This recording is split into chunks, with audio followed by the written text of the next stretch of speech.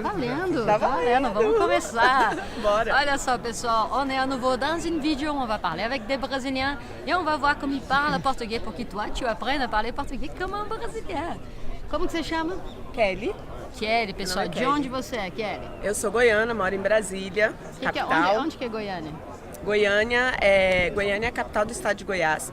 Brasília, que é a capital do país, fica sediada no estado de Goiás. Est-ce que vous avez compris ça? Donc, il y a Goiânia, c'est un état au milieu du Brésil. Brasília, ça, c'est au milieu là, de Goiás, que c'est l'état. Et Goiânia, sa ville, c'est la capitale de Goiás. Je pense que maintenant c'est clair. A gente está aqui conversando sobre diferenças da fala, da escrita, do português coloquial e padrão. A Kelly, pessoal, ela é advogada. Que mais? Conta aí tudo que você é, todos os seus títulos. Ela tem um monte de título, vai. Ela me pegou de surpresa com isso, hein? Eu sou advogada, também trabalho com autodesenvolvimento para mulheres. Atualmente conselheira da OAB, né, da Ordem dos Advogados do Distrito Federal. E toda a minha estrutura profissional atualmente é uma estrutura voltada para o desenvolvimento pessoal e profissional de mulheres. E ela, pessoal, ela trabalha, o meio dela, nossa, eu tô bem repetitiva, mas vamos lá, je suis très répétitive, mais on va y arriver. Ce que je voulais dire, c'est qu'elle travaille dans un milieu avec des gens qui ont quand même une très bonne éducation, qui sont allés à l'université, où normalement c'est un peu plus formel, et pourtant ça ne va pas changer grand-chose, on va tester ça, on va voir, je ne sais pas, elle va nous dire. No seu meio de advogados, você acha que as pessoas falam muito melhor do que no dia a dia? Elas fazem um esforço para falar melhor? Sim, as pessoas fazem um esforço para falar um pouco melhor, em especial em situações que exigem aí essa relação mais formal. E onde né? que é essa situação? O direito, ele exige essa formalidade. Então, em audiências, em reuniões com clientes, com juízes, promotores. Então, há esse esforço, né? Que não chega a ser um esforço, passa a ser natural, né? Que a gente possa falar de maneira mais correta. Porém, quando estamos reunidos, assim, só nós e no momento de lazer, no resto da vida, aí não, aí é uma conversa coloquial mesmo, se usa gíria, e, enfim, né? Não é uma conversa formal. Então vamos lá para as pegadinhas, de português, les pièges de português. Este e esse, quando que usa? Ela tem que saber, hein, pessoal, vamos ver. Quando que usa este e quando que usa esse? O este quando está próximo. De quem? Do interlocutor, de quem está falando. Do locutor, né? então. Do locutor, Tá. desculpa, do locutor. Aham. E o esse quando está próximo do interlocutor. Aham. E em questão de tempo, quando que você usa este e esse? Você fala esse sábado, este sábado. Este sábado, próximo sábado, né? Aham. Você sabe que eu nunca parei para pensar nisso? Olha a pegadinha. Falei que era pegadinha. E na questão textual, quando você vai escrever um texto, onde que você coloca este, onde você coloca este? Ainda mais você que escreve corretamente.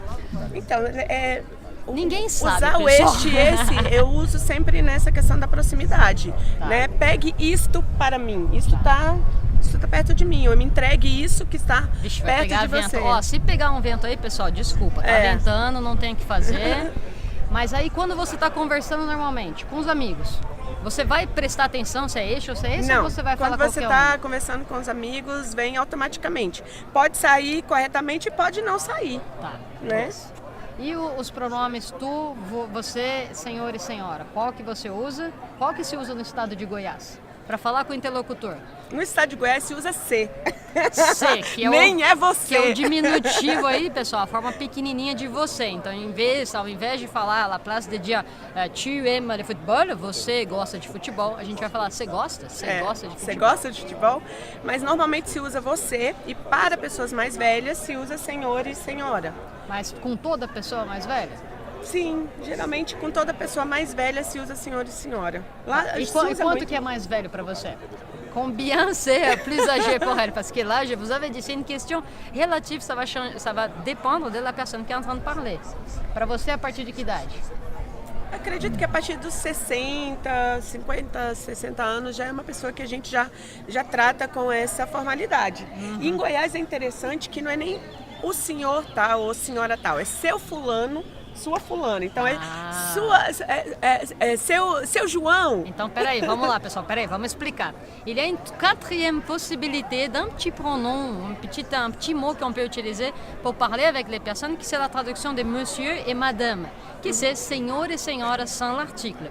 Et de cette quatrième possibilité, nous avons une cinquième possibilité que c'est un peu moins formel. Ça reste entre você e o senhor et a senhora, senhor et senhora, que ça va être seu et dona. Donc tu vas mettre seu avec les prénoms de la personne, pas les noms de famille. Donc par exemple, elle s'appelle Kelly, je pourrais dire Dona Kelly, Dona Kelly.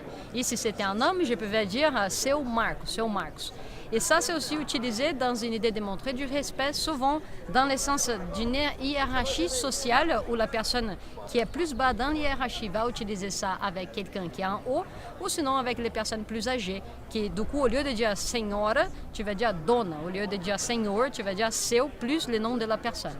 Legal, olha que interessante, muito interessante isso para vocês. On n'avait jamais parlé de ça encore dans la chaîne, c'est la première fois. On va peut-être faire une vidéo spécifique là sur ce sujet pour expliquer un peu plus ça à fond. Beleza. E a ideia de bilinguismo, você já tinha pensado nisso? Que o brasileiro é bilíngue e ele não sabe?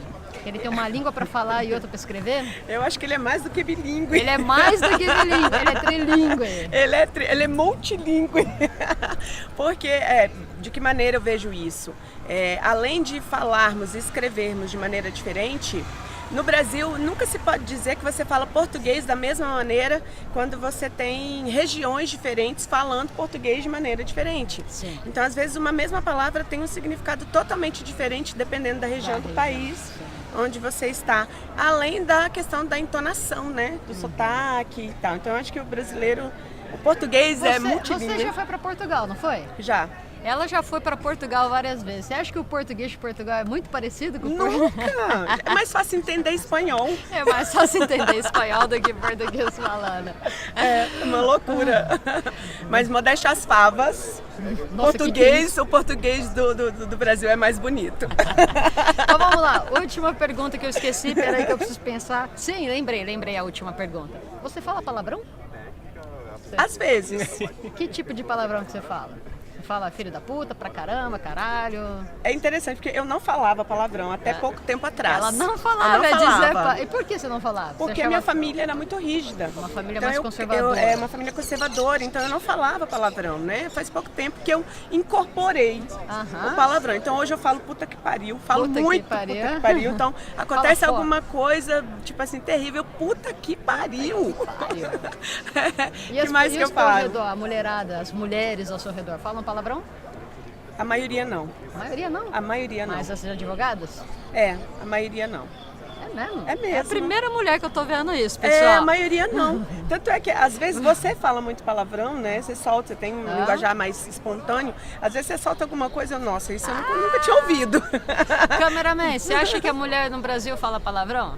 Fala. Depende da região. São Paulo e Rio, a mulher fala palavrão pra caramba. Pra caramba. Tem um vídeo pra caramba. Pra caramba a gente fala e tal. Mas no geral, assim, também tem uma coisa é palavrão e outra coisa é gíria. Sim. Né? A gíria eu acho que é mais comum, mas palavrão mesmo, tipo, que tem esse conceito negativo, né? Aí é... Bon, on va faire un parenthèse ici, pessoal. Elle travaille beaucoup avec l'énergie, avec les pouvoirs de la parole, et elle va bien croire que tous ces mots de palavrão, normalement, sont très reliés avec la négativité, et que du coup, ne pas l'utiliser, ça va être mieux pour ta communication. Né? Você deu uma entendida aí, né? Sim. Tô quase francesa. Então fechou. Kelly, muito obrigada pela participação. Pessoal, vocês sabem o que vocês vão fazer? Vocês já sabem o que vocês vão fazer? Vous savez ce que vous allez faire? Clique j'aime, partage cette vidéo avec un ami qui apprend le brésilien. Inscris-toi à la chaîne, clique là sur ce petit bouton rouge. Rouge, ouais, c'est ça. Et juste à côté, il y a la sonnette là que tu peux cliquer, comme ça tu vas pas rater la prochaine vidéo. Sympa comme ça, on va continuer cette série. Il y aura encore d'autres interviews avec d'autres personnes qui viennent d'autres régions du Brasil. Et comme ça, tu vas savoir comment parler ton português. Beijo pra vocês, manda beijo aí. Beijo pra vocês, aprenda português com essa professora maravilhosa e venham pro Brasil. Tchau, tchau.